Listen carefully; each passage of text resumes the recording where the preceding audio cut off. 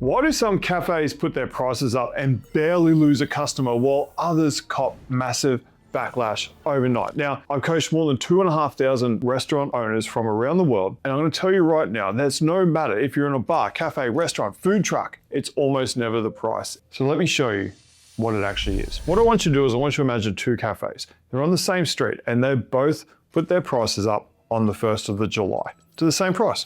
At the first cafe, nothing happened. A couple of comments on a Monday, but by Wednesday, no one even remembered it. The transactions didn't drop at all, and the owner's just $39,000 a year better off, and her regulars still love it. Now, the second cafe gets absolutely dragged. There's posts in local Facebook communities calling them greedy. We know how it is. We've seen these people. And two regulars that this lady had for years have stopped coming in. Now, remember, it's the same price, different increases on the same day. So what is the difference? Because if it was just about a number, it would have gone the same way for both of them. And it would go the same for every bar, cafe, and restaurant because it's not the price.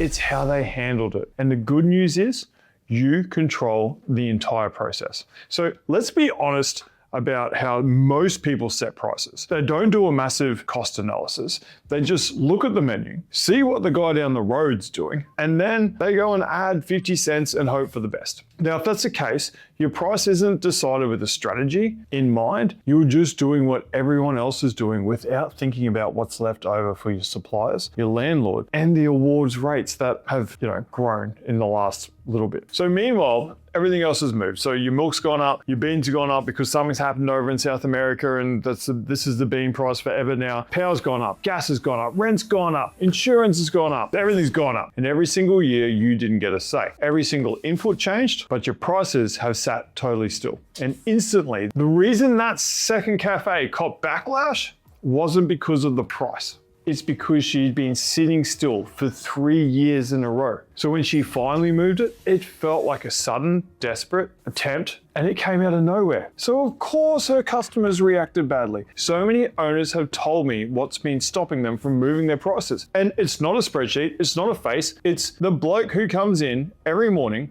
knows you by name, knows the kids by name, and because we're in hospo, we care so much. So you can picture this guy, and no doubt you've got a customer as well, looking over the board, seeing the new number and making a face going, oh, never coming back. And caring about your regulars is what makes your place worth walking into. But look at what it's costing you. Because you cared so much about this man's pocket, you left your prices stagnant for so many years. And now, the jump you need to make is big enough to actually hurt him.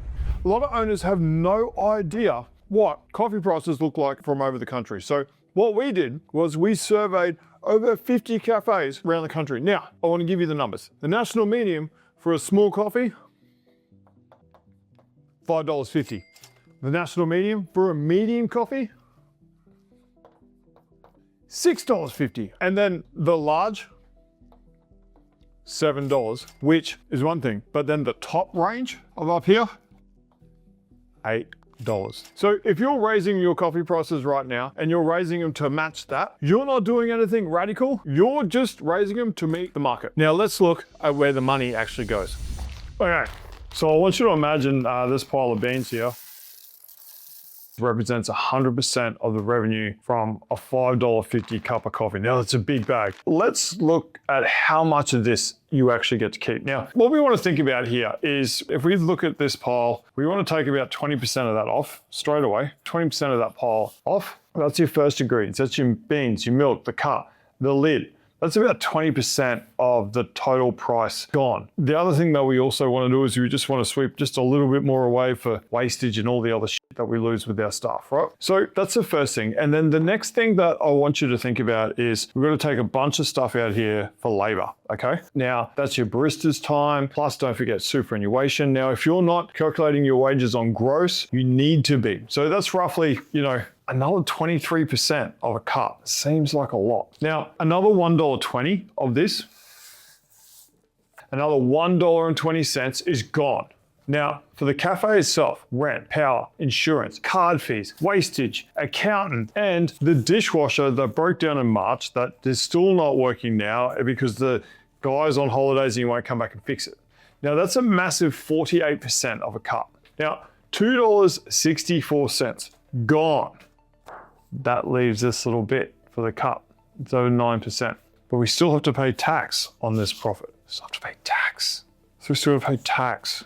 So then we give that money over there, we go pay tax. Now right there is what you have left. Just under 5% of the net profit. That's 26 cents. A tiny amount of the entire reason why you got out of bed at 4:30 this morning. But watch what happens when you add 50 cents to the price and take that coffee to $6.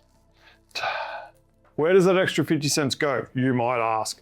Well, the ingredients, they don't cost you more. The barista didn't work longer hours, and every other pile on this table stays exactly where it is. The entire price increase bypasses the costs and slides right into your pocket, minus a bit of tax, of course. So your net profit doesn't go up by a tiny fraction, it more than doubles. You didn't have to work harder, you didn't have to renegotiate with a supplier, you didn't have to sack a staff or push them to work faster. You just put 50 cents extra on a cup of coffee and you more than doubled the only pile on this table that is actually yours. Now, if you go and scale that across a normal cafe doing 1,500 coffees a week, that is $39,000 a year straight to your bottom line. To make the same 39 grand, just getting busier, you'd need to find over $500,000 in extra turnover to offset the labor and product cost. So even if you're terrified of losing customers, let's look at the math. At $6, your margin is so much healthier that you could lose 1 in every 10 customers and still make the exact same amount of money. So do you honestly believe a 50-cent adjustment is going to scare away 10% of the room? It won't. So how do you actually execute without the backlash? Well, there are 4 rules. And the first one, you don't just raise your prices. You want to print an entirely new menu. If you raised your prices and literally nothing else changes, your customers feel it instantly. They're sitting there in the exact same sticky table, looking at the same faded menu, but now they're down an extra 50 cents. And to them, it feels like a penalty. But if they walk in and there's a fresh new menu layout, the space looks cleaner, and you've tweaked the recipes just slightly, the brain actually processes that rather than an updated price. They aren't paying more for the same thing. They're paying for an upgraded experience. And while you're at it, make sure you're optimizing your menu layout. Put the money makers where the eye lands, kills the dishes that lose you money, and update those prices.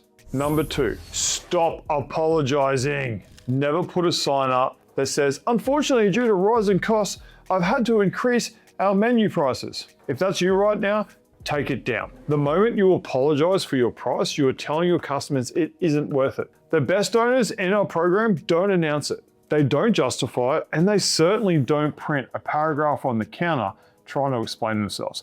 They just change the number. Your price is simply what it costs you to run your business properly. Number 3, train your team. There's a good chance your customers won't panic, but your staff will. They've been saying $5.50 for over a year, and now they have to say $6. If they feel awkward about it, they'll pull a face and say, sorry, prices went up. The customer reads that reaction and subconsciously thinks they're being ripped off. Give your team a script and practice it. Yeah, we launched a new menu this week. The new burger is incredible. Number 4, look for the invisible money. So don't just slap a blanket 5% across everything. Look at the size gaps and your add-ons. Customers memorize the price of a small coffee. Nobody on earth knows what a large coffee should cost unless you're a weird coffee guy. And if the gap between your small coffee and large coffee is too narrow, you're leaving money on the table. So check your alternative milks and your extra shots too. The national average for alternative milk add-ons is $1. If you're still charging less than that, you're well below the market. And I promise you that no one has ever queried a milk charge at the till. If a third of your 1,500 weekly coffees used alternative milk, moving it to $1 adds $13,000 a year directly to your pocket from one line item that nobody ever reads. So let's go back to those 2 cafes on the same street with the same coffee, the same increase on the same day. One barely lost a transaction. The other is still upset about their reaction 6 months later. The difference was never the number. The first owner moved her prices cleanly, regularly, and relaunched a fresh menu, didn't apologize, and trained her team to speak with a straight back. She stopped treating her prices like it was something that just happened to her and she actually took control of the situation. Every other business you deal with moved their prices this year. Your suppliers, your landlord, your insurance, your bank. But your coaches didn't. But none of them rang you first. None of them even apologized for it. They just did it because it costs what it costs. You're the only one still asking for permission, so stop asking. The full breakdown's below if you want to see where you sit. But the faster way is to book in for a profit finding session with one of my team. Half an hour on your actual numbers, your prices, your costs, and your margins, and we'll work out exactly what you should be charging. So the same work we do with our members every single day, you're just going to be getting for free. And you already know the maths. 50 extra cents a coffee is $39,000 a year. Absolute worst case, you're losing half an hour. Best case, you find $39,000. We'll be doing the calls tomorrow, whether or not you book one or not. Those beans are on your counter right now. Every coffee, every day, that's your money. It's been there the whole time. So go pick it up, and we'll see you on the next one.